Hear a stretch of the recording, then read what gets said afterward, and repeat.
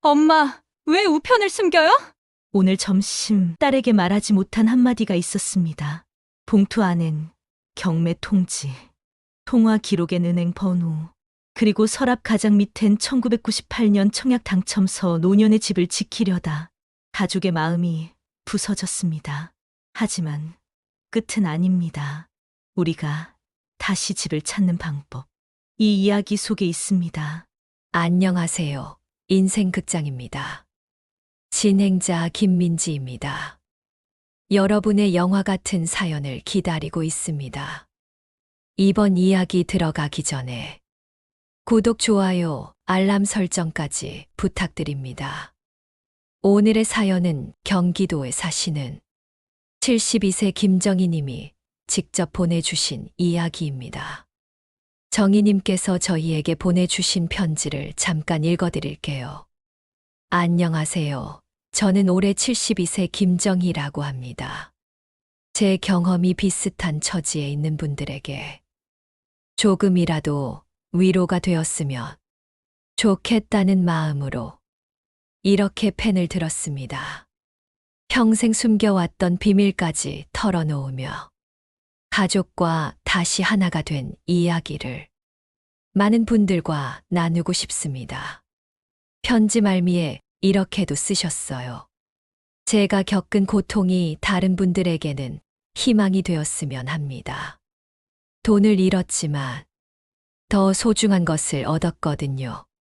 과연 어떤 이야기일까요?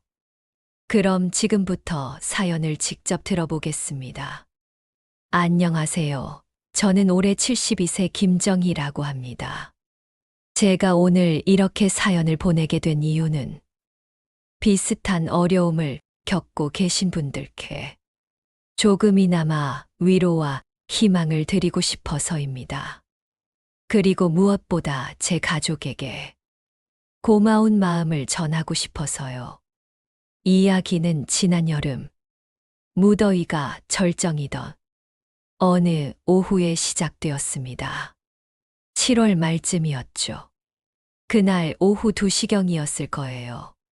바깥 온도가 38도를 넘나드는 정말 숨이 막힐 정도로 더운 날이었습니다. 저는 인천의 작은 전셋집에서 혼자 살고 있었어요. 늘 푸른 빌라라는 이름의 4층짜리 건물 3층에 있는 방 하나, 거실, 작은 주방이 전부인 그런 집이었죠. 남편을 여인 지 10년이 넘어 이제는 혼자 사는 것도 익숙해졌어요. 그날도 평소처럼 공과금 고지서를 정리하며 살림살이를 챙기고 있었습니다. 전기세, 가스비, 관리비, 요즘 물가가 너무 올라서 이런 것들도 만만치 않더라고요. 특히 전기세는 작년에 비해 거의 2배 가까이 올랐어요. 아이고, 이걸 어쩌나 혼자 중얼거리며 계산기를 두드리고 있었는데 갑자기 휴대전화가 울렸어요. 화면에는 010의 낯선 번호였어요. 요즘 스팸 전화가 너무 많아서 받기 싫었지만 혹시 아이들이나 손주들과 관련된 소식일까 싶어 받았죠. 여보세요? 제 목소리도 왠지 긴장된 게 느껴졌어요. 김정희 씨 휴대폰 맞습니까? 차분하지만 어딘가 공식적인 남성 목소리가 들렸어요.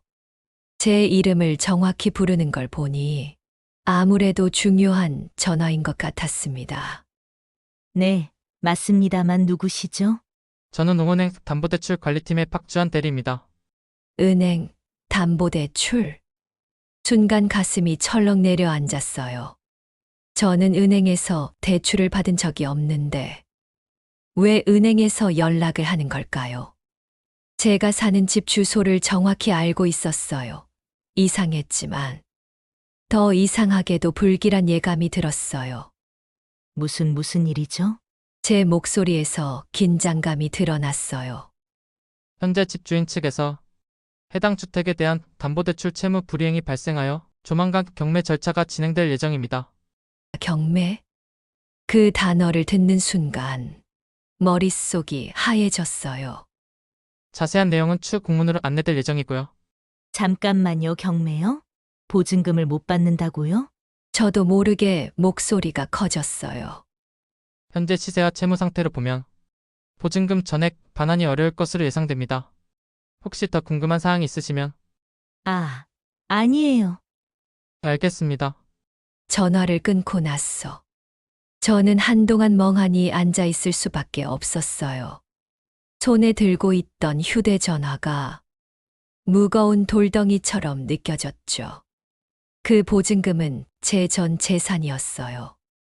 5천만 원 남편과 함께 평생 모은 돈이었고, 남편이 떠난 후에도 생활비 아껴가며 지켜온 제 노후 자금이었거든요.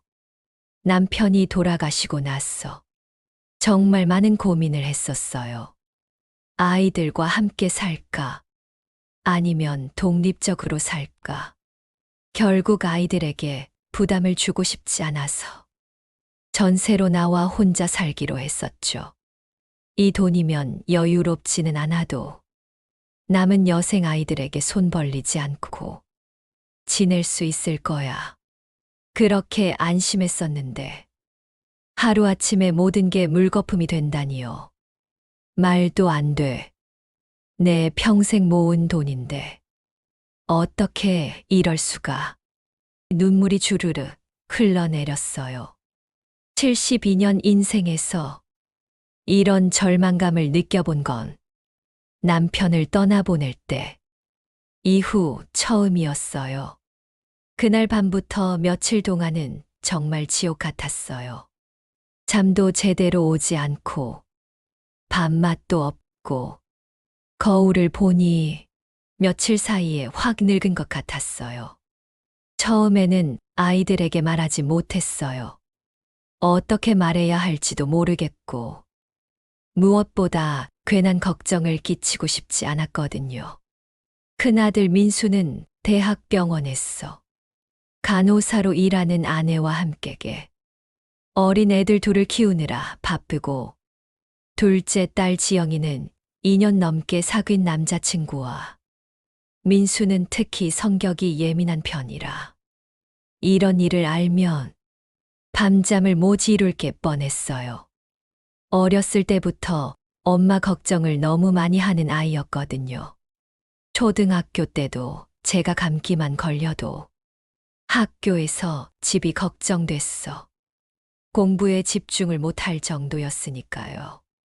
지영이는 워낙 밝고 활발한 성격이지만 결혼 준비로 스트레스를 받고 있는 상황이었어요. 요즘 결혼 비용도 만만치 않잖아요. 신혼집 전세 자금부터 혼수, 예식 비용까지. 젊은 커플이 감당하기에는 부담이 큰 상황인데 여기에 엄마의 문제까지 더해진다면 아이들한테는 절대 말하면 안 돼. 괜히 걱정만 끼쳐드릴 뿐이야. 혼자 다짐하며 버텼어요.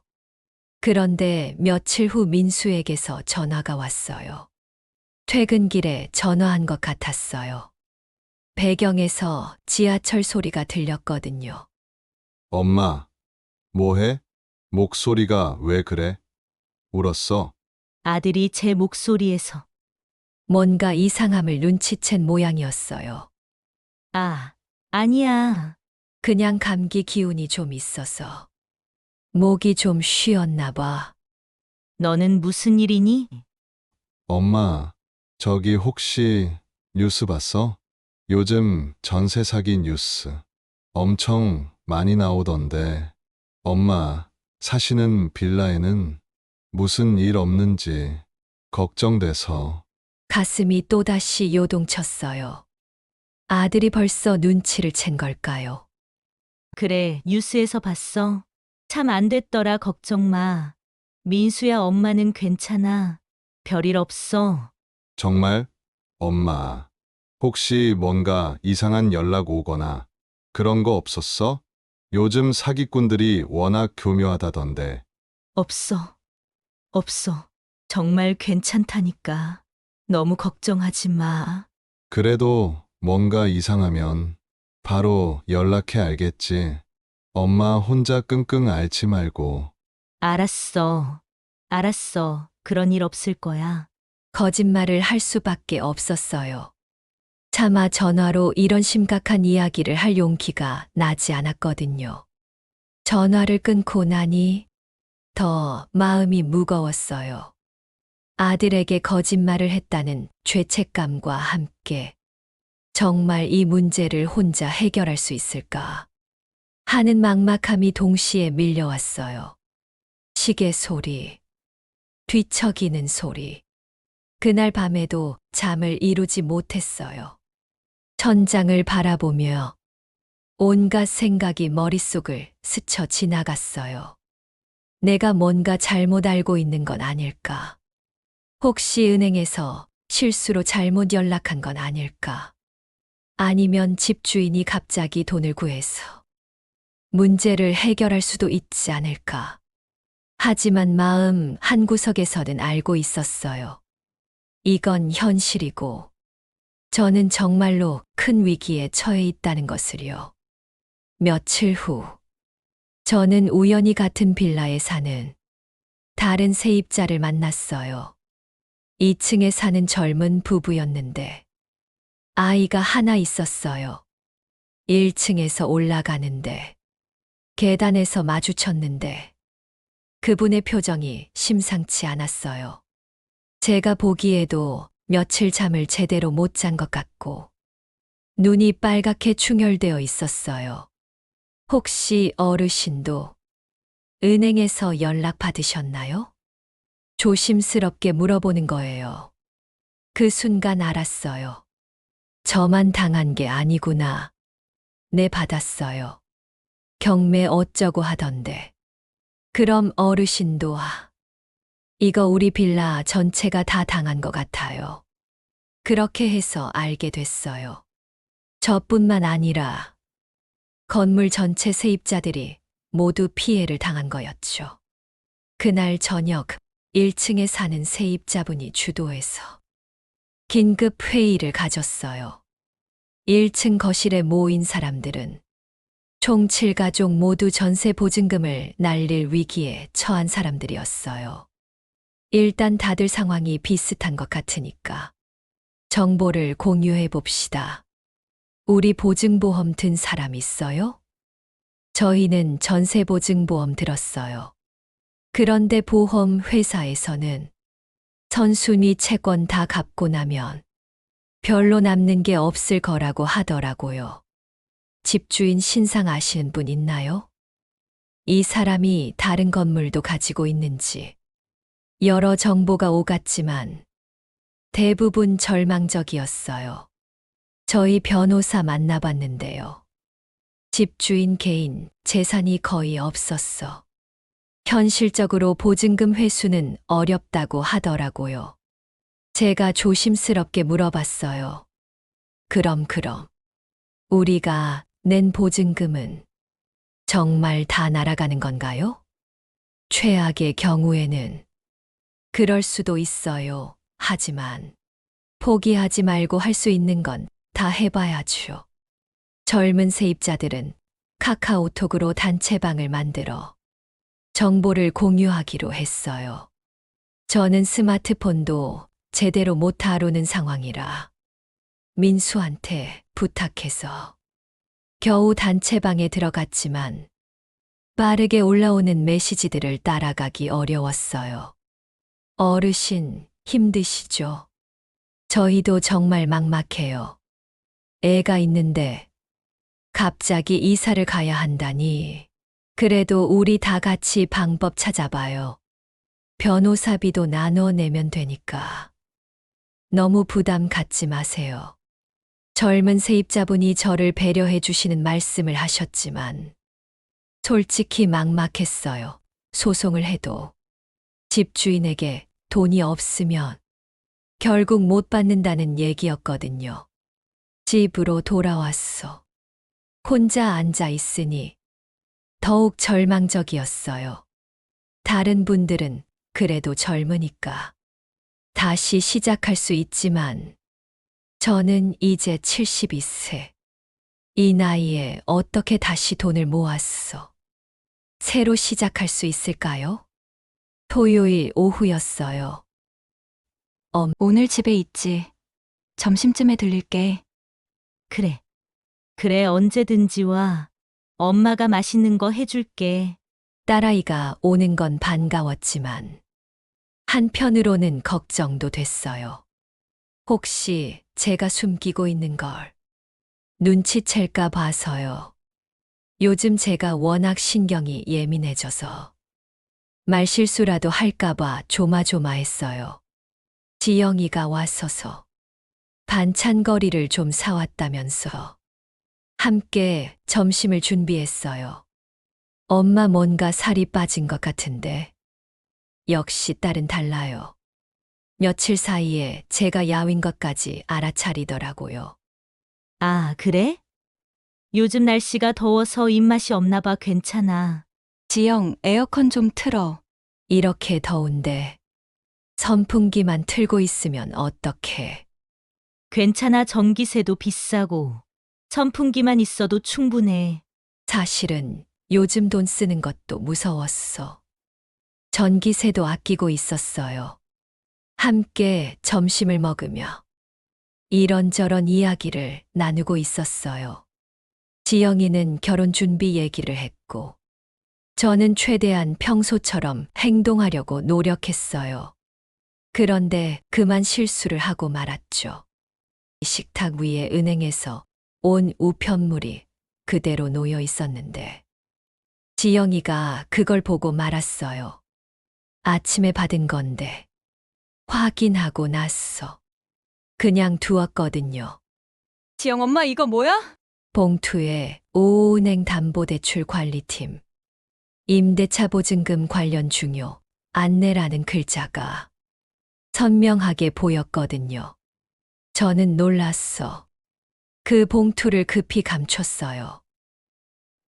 아, 이건 그냥 보험 광고야. 쓸데없는 거. 하지만 지영이는 이미 뭔가 이상하다는 걸 눈치챈 것 같았어요. 제 반응이 너무 과격했거든요. 사실 여기 온 이유가 따로 있어. 뭔데? 오빠랑 어제 통화했어요. 오빠가 엄마 목소리가 이상하다고, 뭔가 걱정거리가 있는 것 같다고 해서. 그래서 집에 와봤어. 역시 아이들은 다 알고 있었구나 싶었어요. 엄마 혹시 요즘 뉴스에 나오는 전세 문제, 우리 집은 괜찮은 거 맞죠? 더 이상 숨길 수가 없었어요. 지영이의 눈빛이 너무 진심이었고, 무엇보다 제가 더 이상 혼자 견딜 수가 없었거든요. 지영아, 그 순간 그동안 꾹꾹 눌러 담았던 감정이 터져버렸어요. 눈물이 왈칵 쏟아졌죠. 엄마 무슨 일이야? 말해봐요. 지영이도 울먹이며 제 등을 토닥였어요. 결국 저는 모든 걸 털어놓았어요. 은행에서 연락이 온 것. 집주인이 대출을 못 갚아서 집이 경매에 넘어간다는 것. 그래서 제가 맡긴 전세보증금 5천만 원을 못 돌려받을 수도 있다는 것. 사실은 우리 집주인이 은행 대출 못 갚아서 집이 경매에 넘어간대. 그래서 내가 맡긴 전세 보증금을 못 돌려받을 것 같아. 뭐라고요? 전세 보증금 5천만 원을 못 돌려받는다고요?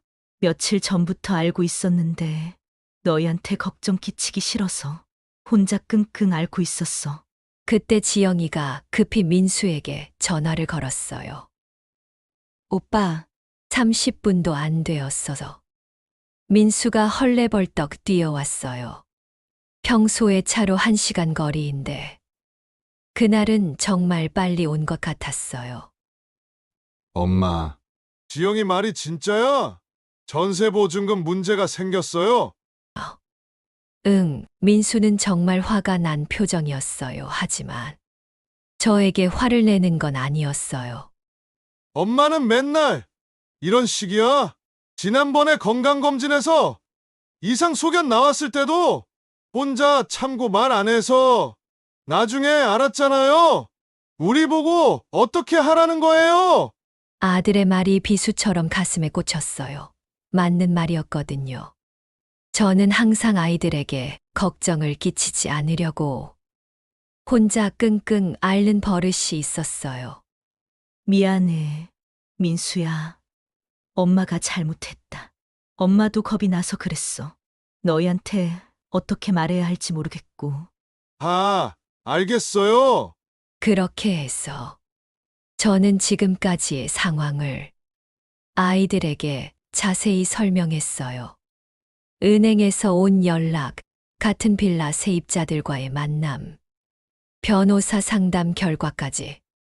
그 주말, 아이들이 와서 함께 짐을 정리하며 이사 준비를 하고 있었어요. 갑자기 이사를 가야 하는 상황이 되었거든요. 서랍장 맨 아래 깊숙이 묻어두었던 오래된 서류함을 꺼내는데 그 안에서 오래된 종이 한 장이 나왔어요. 엄마 이거 뭐야? 대한주택공사 분양 당첨 통지서? 그 종이를 보는 순간 가슴이 뭉클해졌어요. 25년 전의 기억이 파노라마처럼 생생히 떠올랐거든요. 그게 25년 전쯤에 받았던 거야. 너희 어렸을 때. 어머니가 아파트 분양에 당첨되셨었다고요? 그래, 1998년이었지. 외환위기가 한창 지난 직후였어. 당시 상황이 생생히 떠올랐어요. IMF 외환위기로 모든 게 불안했던 그때 우리가 전세 살던 집 임대료도 오르고 참 막막하던 차에 엄마가 결혼 전부터 오래 넣어둔 청약 통장으로 신청했는데 덜컥 당첨이 된 거야. 진짜요? 그때의 기쁨을 어떻게 잊을 수 있을까요? 우체통에서 분홍색 봉투를 발견했을 때 그 떨림 축하합니다. 분양 당첨을 진심으로 축하드립니다. 라는 문구를 봤을 때의 감격. 그때 너희 아빠와 함께 있었어요. 아빠가 먼저 편지를 읽더니 눈이 휘둥그레지는 거예요. 여보, 이거 진짜 당첨된 거 맞아? 뭐가? 보여봐. 편지를 받아서 읽는 순간 정말 믿기지 않았어요. 이제 애들 데리고 전전긍긍 안 해도 되겠다? 우리도 드디어 집이 생기는구나. 그때 정말 눈물이 날 만큼 기뻤어요. 너희 아빠와 부둥켜 안고 한참을 울면서 웃었었죠. 그럼 왜 그 집을 안 사셨어요? 지금까지 전세로만 살고 계셨는데. 결국 엄마는 그 집을 못 샀어. 계약금을 마련하지 못했거든. 당시 분양 계약을 하려면 일주일 내로 계약금 2천만 원을 내야 했어요. 그때 2천만 원이면 정말 큰 돈이었죠. 하지만 우리에게는 고작 1천만 원 정도밖에 없었어요. 게다가 너희 아빠는 회사 구조조정으로 몇 달 전에 퇴직한 상황이었고요. 너희 아빠가 은행마다 다니면서 대출 받으려고 했었어, 여보. 어떻게든 방법을 찾아보자. 이런 기회가 언제 또 올까 하면서. 하지만 IMF 직후라 대출 받기가 하늘의 별 따기였어요. 담보도 없고 아빠는 실직 상태고. 여보, 미안해. 내가 좀 더 능력이 있었으면. 무슨 소리야? 당신 잘못이 아니잖아. 그런데 설상가상으로 그때 너희 아빠 건강이 갑자기 나빠진 거예요. 몇 년 전부터 앓던 병이 악화되었어. 큰 수술을 받아야 하는 상황이 됐지.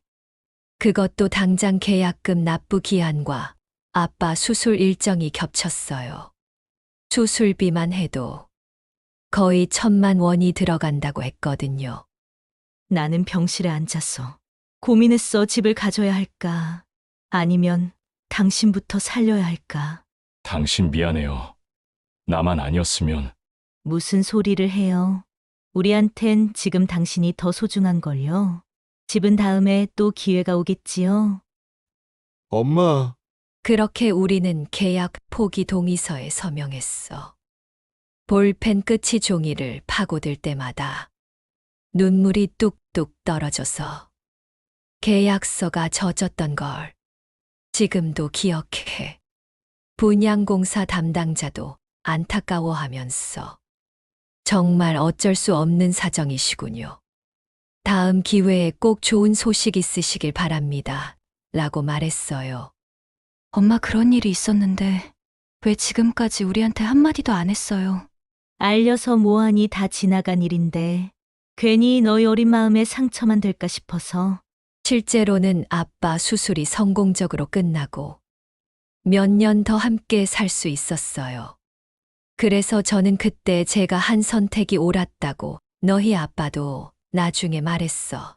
여보, 그때 당신이 날 선택해줘서 고마웠어. 덕분에 애들이 더 크는 걸 볼 수 있었잖아라고.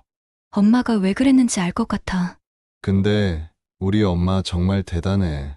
우리를 위해 그렇게 큰 걸 포기하셨다는 게. 지영이가 저를 꼭 끌어안았어요. 민수도 눈시울이 붉어져 있었고요. 엄마, 그런 사연이 있었을 줄은 우리가 그때 더 철이 들었어야 했는데. 너희가 뭘 잘못했니? 아이들이 철이 들면 그게 더 이상해. 엄마는 후회 안 해. 정말이야. 25년 전 비밀을 털어놓고 나니 오히려 마음이 한결 가벼워졌어요. 그리고 아이들의 반응을 보니 제가 혼자 끙끙 앓을 필요가 없었구나 하는 생각이 들었어요. 두 아이는 저를 혼자 두지 않았어요.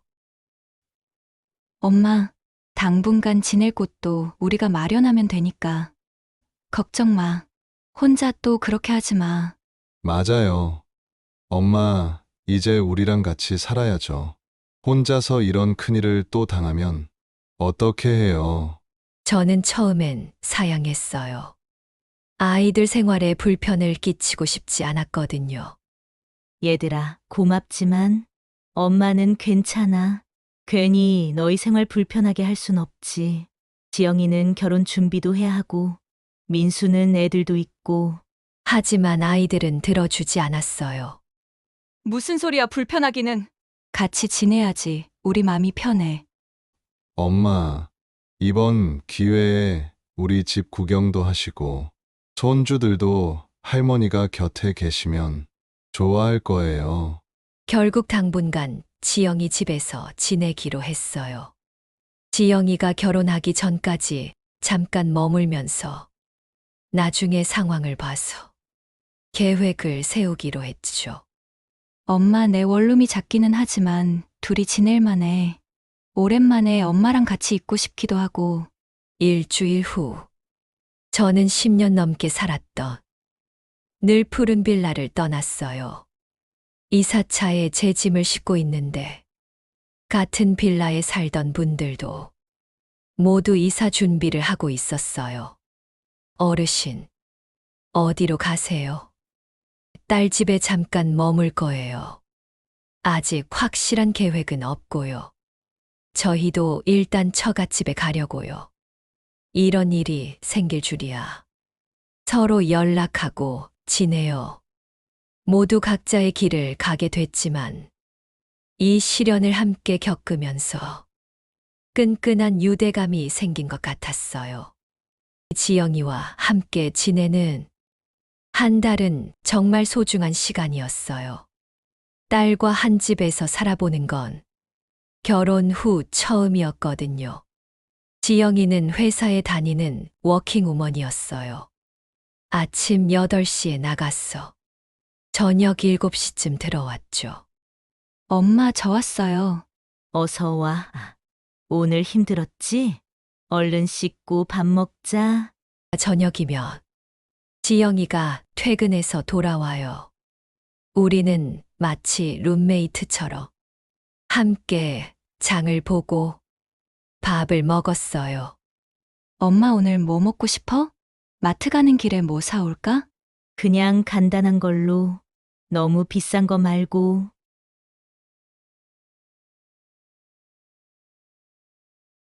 엄마 돈 걱정은 하지 마. 제가 벌어서 쓰는 건데. 지영이는 정말 효자, 아니, 효녀였어요. 퇴근 후에 피곤할 텐데도 항상 밝게 웃으며 저를 챙겨줬어요. 어느 날 저녁에는 함께 요리를 했어요. 엄마 오늘 회사 동료한테 엄마가 해준 미역국이 세상에서 제일 맛있다고 자랑했어. 뭘 그런 걸 자랑해 부끄럽게. 진짜로 저희 동료들이 어머니, 엄마 레시피 알려달라고 하던데요. 그러면서 지영이가 핸드폰을 꺼내서 제가 요리하는 모습을 동영상으로 찍기 시작했어요. 엄마 이거 찍어서 나중에 제가 결혼하면 보면서 따라할래? 야, 그런 건 찍지 마. 뭘 찍어? 안 돼요. 이런 거는 기록으로 남겨야 해요. 나중에 손주들한테도 보여주고. 그런 지영이를 보면서 저도 모르게 웃음이 났어요. 이런 평범한 일상이 얼마나 소중한지 깨달았거든요. 엄마랑 이렇게 지내니까 좋다. 나 결혼하면 이런 시간이 없을 텐데. 그 전에 어머니랑 추억 많이 만들 수 있어서 다행이에요. 지영이가 제 손을 잡고 진심으로 말하는 모습에 가슴이 뭉클했어요. 민수도 자주 찾아왔어요. 주말이면 손주들을 데리고 와서 지영이네 작은 원룸이 북적북적했죠. 할머니, 우리 집에 와서 살아요. 제가 방을 내줄게요. 할머니, 저도 할머니랑 같이 자고 싶어요. 야, 너희들 할머니 힘들게 하지 마. 하지만 저는 전혀 힘들지 않았어요.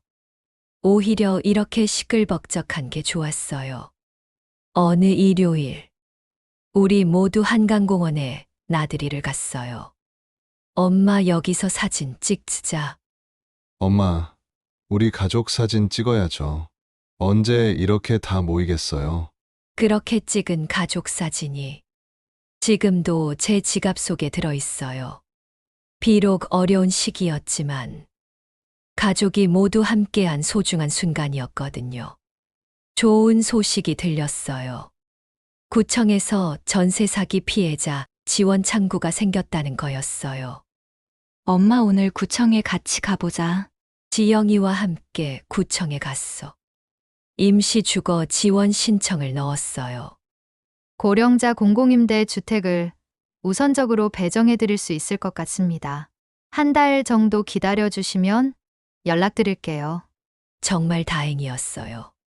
그동안 아이들에게 너무 의존하고 있다는 생각에 미안했었거든요. 엄마 나라에서 이런 지원해주는 건 당연히 받아야 되는 거야. 평생 세금 내고 열심히 사신 우리 어머니가 혜택 좀 받으면 어때? 어때요? 지영이 말이 맞았어요. 더 이상 눈치 보지 말고 당당하게 도움을 받기로 했죠. 한 달 후, 정말로 연락이 왔어요. 공무원 전화로 김정희님, 안녕하세요. 고령자 공공임대 아파트 배정이 나왔습니다. 언제 보러 오실 수 있으세요? 그날 아이들과 함께 새 집을 보러 갔어요. 역세권에 있는 깔끔한 빌딩 형태의 아파트였어요. 와, 엄마, 여기 괜찮다. 교통편도 좋고, 주변에 마트며 병원이며 다 있네. 크진 않았지만. 원룸으로 혼자 살기에는 충분했어요. 무엇보다 깨끗하고 안전해 보였어요. 그리고 가을 끝자락. 마침내 새로운 보금자리에 들어섰어요. 이사 온 첫날 저녁. 아이들이 조촐한 집들이를 해줬어요. 엄마 집들이 겸 가족 파티예요. 피자랑 치킨 시켰어요. 오늘은 엄마 새 출발하는 날이니까. 그날 저녁 우리는 바닥에 돗자리를 깔고 둘러앉아서 피자와 치킨을 먹었어요. 마치 소풍 나온 사람들처럼 웃음꽃을 피웠어요. 손녀 할머니 새 집 너무 좋아요. 우리 자주 놀러 와도 돼요? 그럼 언제든지 환영이지. 할머니가 맛있는 거 해줄게. 손자 할머니, 여기서 우리 숙제도 할 수 있어요? 야, 너 할머니 집을 독서실로 쓰려고? 모두 폭소했어요. 이렇게 웃은 게 정말 오래간만이었어요. 엄마 정말 다행이야. 이제 마음이 좀 놓여. 나도 너희들 덕분에 이렇게 새로 시작할 수 있어서 고마워. 지영이는 결혼식을 몇 달 미뤘다가 겨울에 조촐하게 치렀어요. 큰 예식장 대신 작은 웨딩홀 했어. 가족과 가까운 지인들만 초대해서요. 간소한 예식이었지만 서로에 대한 사랑과 가족들의 축복으로 충분히 아름다운 결혼식이었어요. 정이 축사해서 우리 딸, 자위 서로 아끼고 이해하면서 행복하게 잘 살아라. 너희 아버지도 하늘에서 분명히 축복해 주실 거야. 제 목소리가 떨렸지만 하객들은 따뜻한 박수를 보내주었어요. 엄마 고마워요. 저 정말 행복하게 살게요. 예식 후 신랑 신부와 함께 찍은 사진에 지영이는 정말 행복해 보였어요. 힘든 시기를 함께 겪으면서 더 끈끈해진 우리 가족의 모습이 담겨 있었죠. 그해 겨울, 우리는 남편의 산소를 찾았어요. 차가운 바람이 불었지만 하늘은 유난히도 청명했어요. 여보, 잘 있었어요. 추워요? 저는 남편의 이름이 새겨진 비석을 어루만지며 조용히 인사했어요. 당신 우리 가족이 큰일 한 번 겪었어요. 제가 그만 전세 사기를 당해서 당신이 모아준 돈을 몽땅 날릴 뻔했지 뭐예요. 목이 메어 더 말을 잇지 못했어요. 하지만 이어서 말했죠. 그래도 여보, 걱정하지 마요. 우리 잘 이겨냈어요. 민수랑 지영이가 얼마나 든든하게 저를 도와줬는지 몰라요. 바람이 불면서서 나무들이 바스락거렸어요. 당신 없이 제가 혼자 애들 키우느라 고생 좀 했지만 애들이 이렇게 컸어. 이제는 저를 돌봐주네요. 정말 기특해요.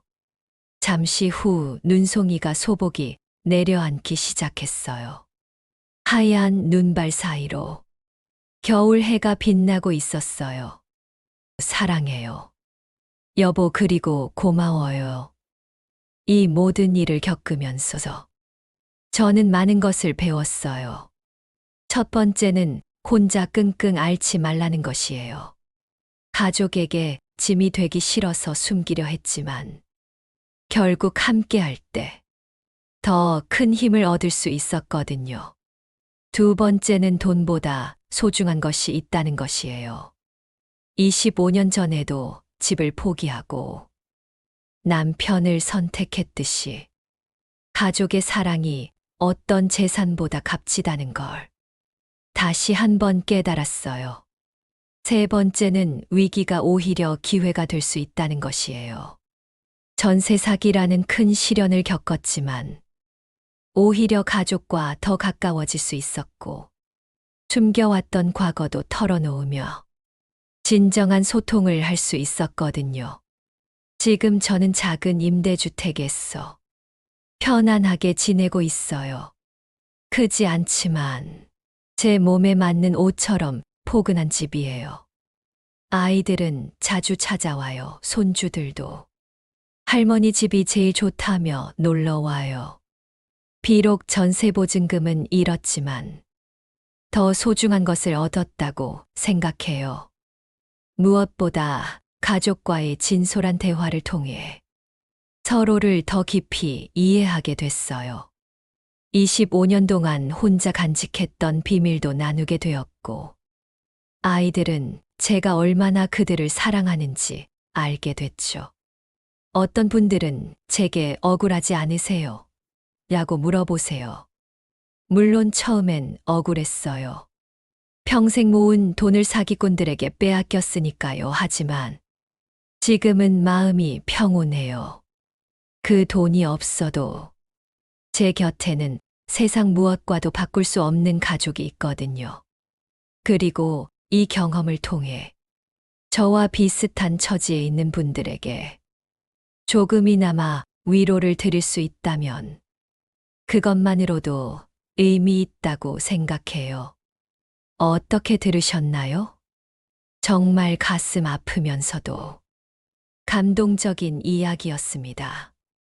전세 사기라는 큰 시련을 겪으셨지만 결국 가족의 사랑으로 모든 걸 이겨내신 정희님이 정말 대단하다는 생각이 듭니다. 특히 25년 전 분양 당첨을 포기하셨던 이야기는 정말 놀라웠어요. 남편분을 위해 집을 포기하셨던 그 선택이 지금 생각해보면 얼마나 소중한 결정이었는지 알 수 있었습니다. 정희님께서 마지막에 하신 말씀이 특히 인상 깊었어요. 돈이 없어도 제 곁에는 세상 무엇과도 바꿀 수 없는 가족이 있다는 말씀 말이에요. 우리가 살면서 정말 중요한 게 무엇인지 다시 한번 생각해보게 되는 이야기였습니다. 혹시 여러분 중에서도 비슷한 어려움을 겪고 계신 분들이 있으시다면 혼자 끙끙 앓지 마시고 가족이나 주변 사람들에게 도움을 요청하시기 바라요. 정희님 말씀처럼 함께할 때 더 큰 힘을 얻을 수 있거든요. 그리고 전세 사기 피해를 당하신 분들을 위한 정부 지원도 계속 확대되고 있으니 관련 정보를 찾아보시고 적극적으로 도움을 요청하시기 바랍니다. 정희님. 용기 내어 사연을 보내주셔서 정말 감사합니다. 많은 분들에게 위로와 희망이 되는 이야기였어요. 여러분도 감동적인 사연이나 응원의 메시지가 있으시면 댓글로 남겨주세요. 그리고 오늘 이야기가 좋으셨다면 좋아요와 구독 부탁드려요. 알림 설정까지 해주시면 더 많은 감동적인 사연들을 놓치지 않고 만나보실 수 있습니다. 다음에도 여러분의 마음을 따뜻하게 해드릴 사연으로 찾아뵙겠습니다. 인생 극장이었습니다. 감사합니다.